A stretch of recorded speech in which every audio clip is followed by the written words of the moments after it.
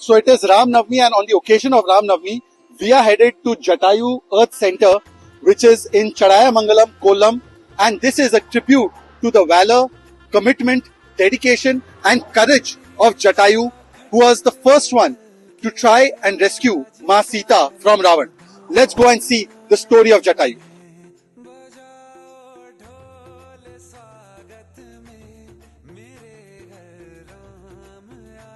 तो जटायु जी के लिए जो एक ट्रिब्यूट बनाया गया है, सबसे बड़ा, दुनिया में सबसे विशाल जो स्कल्पचर है उसको बनाया गया है। उसको अप्रोच करने के दो तरीके हैं, या तो आप केबल कार से जा सकते हैं जैसे हम जा रहे हैं क्योंकि हमें जल्दी पहुंचना है, या आप स्टेप से जा सकते हैं जो 900 सीढ़ियां है। 900 सीढ़ियां चढ़कर भी आप पहुंच सकते हैं ऊपर। आइए।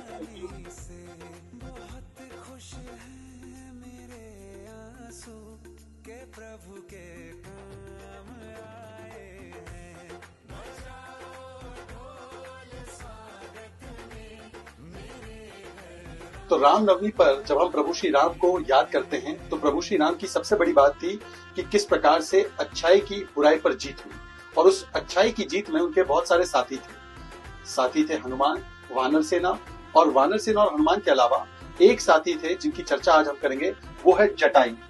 जटायु की क्या थी कहानी, और यहाँ पर मतलब कोल्लम में, केरला में जटायु का क्या कनेक्शन है, वो भी आपको समझाएंगे।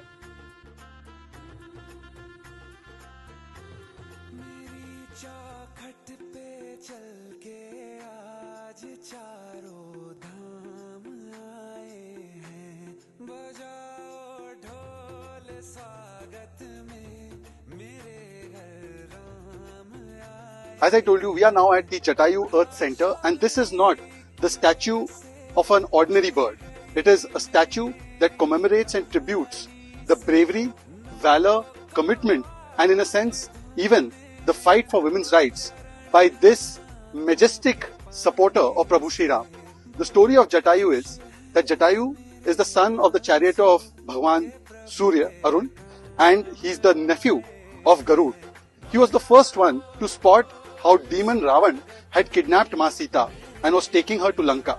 And when he saw that, even before Prabhu Shri Ram and Lakshman could be alerted, he was the one who went and fought Ravan valiantly.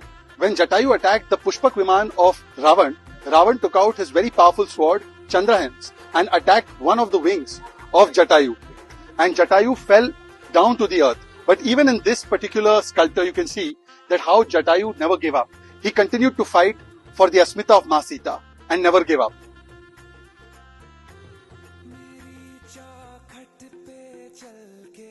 मान्यता यह है कि जब जटायु को रावण ने एक प्रकार से उन पर प्रहार किया था और वो यहाँ पर आकर गिरे, तब पानी पीने की खोज में वो आसपास पानी ढूंढने लगे, और एक छोटा सा पॉन्ड था पानी का जिसमें से जटायु ने पानी पिया, और आज भी कहते हैं कि उस पॉन्ड का पानी कभी सूखा नहीं। प्रभु श्री राम और लक्ष्मण जटायु की खोज में निकले, तब उन्हें एक इंजर्ड जटायु यहाँ पर दिखे और फिर उनसे बात की, और उसके बाद जब जटायु नहीं रहे तो उनका अंतिम संस्कार भी प्रभु श्री राम ने यहीं पर किया। और इसीलिए प्रभु श्री राम के जो पदचिन्ह हैं, जो उनके पैरों के निशान हैं, वो भी आपको आगे दिखाएंगे और वो पॉन्ड भी आपको आगे दिखाएंगे।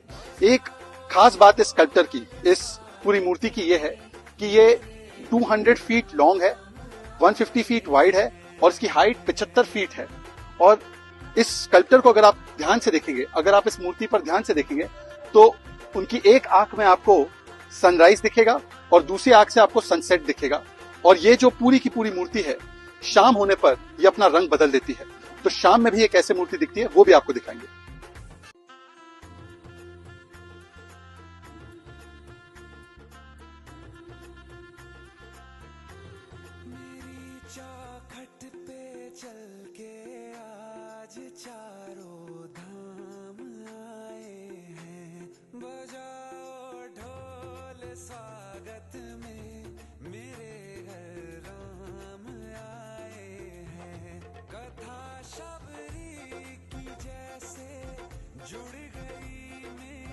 तो जैसे मैंने आपको बताया कि जटायु जी की एक ही आखिरी ख्वाहिश थी कि प्रभु श्री राम आए तब तक वो जीवित रहे, और प्रभु श्री राम जब आए तो एक पैर पर खड़े रहकर उन्होंने उनका अंतिम संस्कार किया और उन्हें मोक्ष प्रदान किया।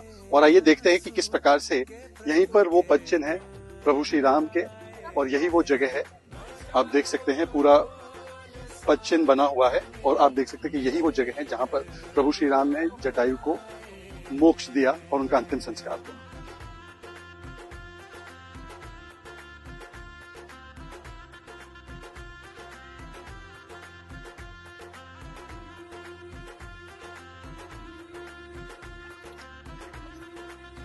तो अभी हम चढ़ाया मंगलम मतलब जहां जटायु जी ने अपनी अंतिम सांस ली उस जगह पर है और एक बहुत ही इंपॉर्टेंट स्टोरी उससे जुड़ी हुई है और वो है कोकर्णी, इस छोटे से तालाब की पौंड की। जब भीषण युद्ध हुआ रावण और जटायु के बीच, जिसमें रावण ने उन पर आक्रमण किया, वो चढ़ाया मंगलम इस एरिया में आकर गिरे और उन्होंने ये संकल्प लिया कि प्रभु श्री राम को जब तक नहीं देखते तब तक वो अपनी अंतिम श्वास नहीं लेंगे।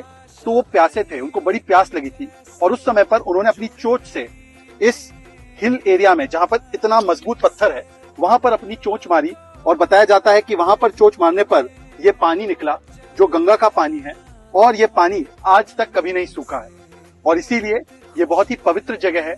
और रामनवमी के अवसर पर प्रभु श्री राम के पच्चिन और जटायु जी की ये जो कहानी है वीरता की, साहस की, उनके कमिटमेंट की, डिवोशन की, भक्ति की प्रभु श्री राम के लिए भी, माँ सीता के लिए भी, उस पूरे स्टोरी को कैप्चर करती है ये जगह। अब आइए ये पानी को देखिए और इस पानी से हम जटायु महाराज की फिर से एक बार पूजा अर्चना करेंगे।